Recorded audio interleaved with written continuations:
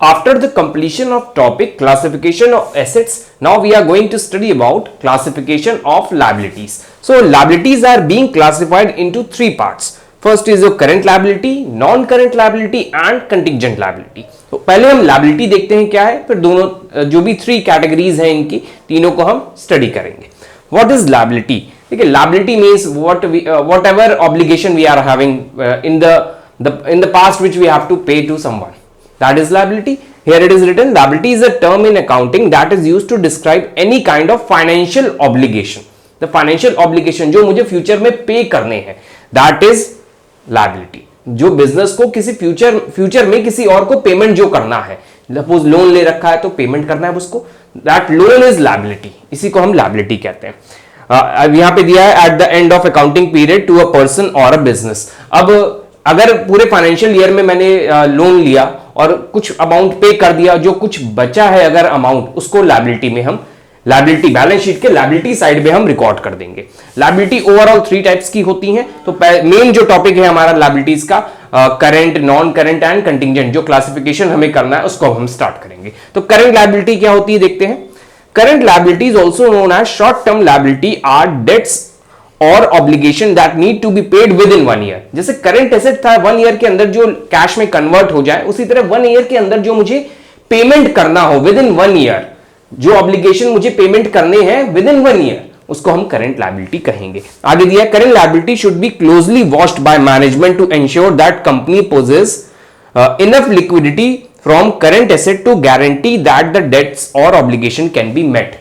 जो मैनेजमेंट है बिजनेस का, उसको करंट लायबिलिटी पे ध्यान रखना चाहिए, क्योंकि करंट लायबिलिटी मतलब 1 साल के अंदर मुझे पेमेंट करना है, तो उसका जो कैश अरेंज करना होगा, उस लायबिलिटी को, जो करंट लायबिलिटी को पेमेंट के लिए जो कैश अरेंज करना होगा, वो करंट एसेट से निकाला जाएगा. तो करंट एसेट और लायबिलिटी के ऊपर हमें प्रॉपर फोकस मैनेजमेंट को रखना पड़ेगा कि पेमेंट आने वाला है इस फाइनेंशियल ईयर में, जो हमें करना है उसका कैश कहां से आएगा, करंट एसेट से हम जनरेट करेंगे और करंट लायबिलिटी में पे ऑफ कर देंगे. तो ये चीज उसको ध्यान रखनी होती है while making current liability, not while making current liability, while making payment for current liability.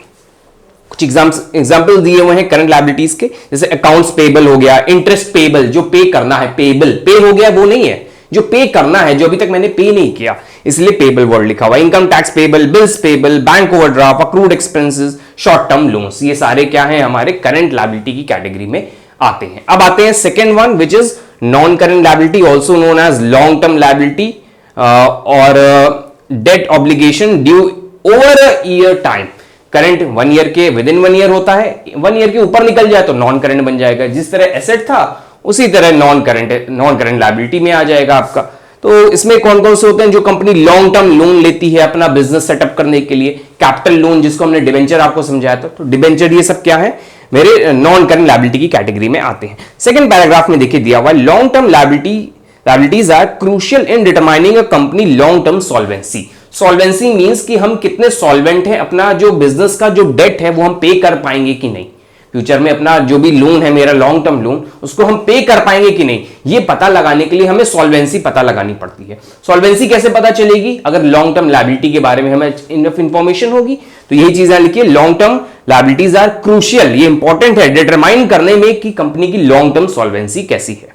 If company can not repay their long term liabilities as they become due, the company will face solvency crisis. अगर company के सामने long term liability आती है और company पे नहीं कर पाती है, तो ये एक तरह से ये प्रॉब्लमैटिक सिचुएशन क्रिएट हो जाएगी कंपनी के आगे कि वो सॉल्वेंसी पोजीशन अपनी मेंटेन नहीं कर पा रही है, मतलब कंपनी बंद भी हो सकती है, बिक भी सकती है. So this is the important one. Non current liability में हो सकते हैं डिबेंचर्स, हो सकते हैं बॉन्ड्स पेबल, हो सकते हैं लॉन्ग टर्म लोन हो सकते हैं. तो these are non current liability. दोनों का प्रेजेंटेशन दे देते हैं. तो करंट एसेट था यहां पे, आप यहां पे लिख दीजिए current liability. Current liability, current liability लिखने के पहले हम आपको बता दें यहां पे कैपिटल भी आता है, तो पहले आप कैपिटल लिखेंगे फिर करंट लायबिलिटी लिखेंगे. तो यहां पे हम कैपिटल लिख देते हैं, ये प्रेजेंटेशन हो जाता है कैपिटल. इसमें प्रॉफिट ऐड हो जाता है, add profit and less drawings. अगर कंपनी, जो फर्म, नॉट कंपनी, प्रॉफिट तो जो भी कैलकुलेशन करके अमाउंट आएगा वो यहां नोट हो जाएगा। तो कैपिटल में नेट प्रॉफिट ऐड होगा, ड्रॉइंग्स लेस करके जो फाइनल अमाउंट आएगा वो लायबिलिटी साइड में पहले हम शो करते हैं, उसके बाद करंट लायबिलिटी। ये फॉर्मेट याद रखिएगा। अभी हम नेक्स्ट वीडियो में जो पूरा एक क्वेश्चन कराएंगे उसमें बैलेंस शीट भी पूरी प्रॉपर बना के दिखाएंगे। Current liability and non current. तो करंट के कुछ एग्जांपल लिख लेते हैं, नॉन करंट के। तो करंट के मैंने आपको बताया जैसे bank overdraft, then bills payable and so on. इसी तरह नॉन करंट में डिवेंचर्स हो गए, आपके बॉन्ड्स हो गए एंड सो ऑन। लास्ट आता है कंटिंजेंट लायबिलिटी, उसको भी हम समझा देते हैं। तो ये पूरी बैलेंस शीट का प्रेजेंटेशन हो गया कि किस तरह हमें बैलेंस शीट बनानी होती है।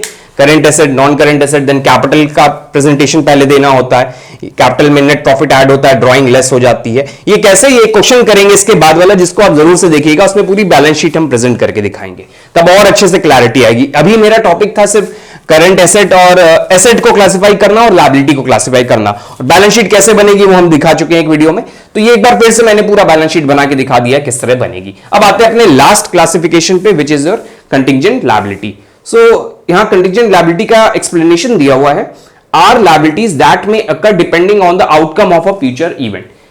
ऐसी लायबिलिटी जो फ्यूचर में हो भी सकती है, नहीं भी हो सकती है। ऐसी लायबिलिटी जो फ्यूचर में अराइज, मेरे सामने आ भी सकती है और कोई चांस नहीं है कि आएगी भी कि नहीं आएगी, ऐसी लायबिलिटी को हम कंटिंजेंट लायबिलिटी कहते हैं। होती है ऐसी लायबिलिटी, देखते हैं क्या आगे। Therefore, contingent liabilities are potential liabilities, जो अभी 100% कंफर्म नहीं है कि मेरे सामने आएगी। एग्जाम्पल अब देते हैं, सपोज कंपनी ने एक लॉसूट फेस किया, किसी ने केस कर दिया कंपनी के ऊपर, तो उस केस को अगर हम जीत जाते हैं तो मुझे कुछ नहीं पे करना पड़ेगा, अगर हार जाते हैं तो मुझे पेमेंट करना पड़ेगा ना। अगर 1 लाख का किसी ने मेरे ऊपर केस कर दिया प्रोडक्ट को लेकर, तो ये कंटिंजेंट लायबिलिटी की कैटेगरी में आएगा। अगर केस हार जाते हैं और अगर केस हारेंगे तो मुझे लायबिलिटी पे करना पड़ेगा 1 लाख रुपए, पेमेंट करना है तो कंटिंजेंट लायबिलिटी पे भी कर भी सकते हैं, नहीं भी कर सकते हैं। अगर हम जीतेंगे तो नहीं पे करना है, अगर हार जाएंगे तो पे करना है। तो ऐसा ये आउटकम एकदम 100% नहीं है ना कि क्या पेमेंट करना है कि नहीं करना है। इस तरह की लायबिलिटी को हम कंटिंजेंट लायबिलिटी में क्लासिफाई कर देते हैं। सपोज यहां नेक्स्ट पैराग्राफ में दिया, however if the lawsuit is not successful then no liability would arise in. ये चीज आपको हमने बता दी, अगर लॉ सूट जो है सक्सेसफुल हुआ तो हमें कोई भी लायबिलिटी नहीं मुझे पेमेंट करना पड़ेगा। तो इसी तरह यहां दिया हुआ है, कुछ एग्जांपल ले लीजिए आप। जैसे प्रोडक्ट की वारंटीज लेती है कंपनी, अगर वारंटी दे रही है तो पेमेंट करना होगा, और इसी तरह लॉ सूट कोई केस फाइल हो जाता है। तो these are the classification of liabilities.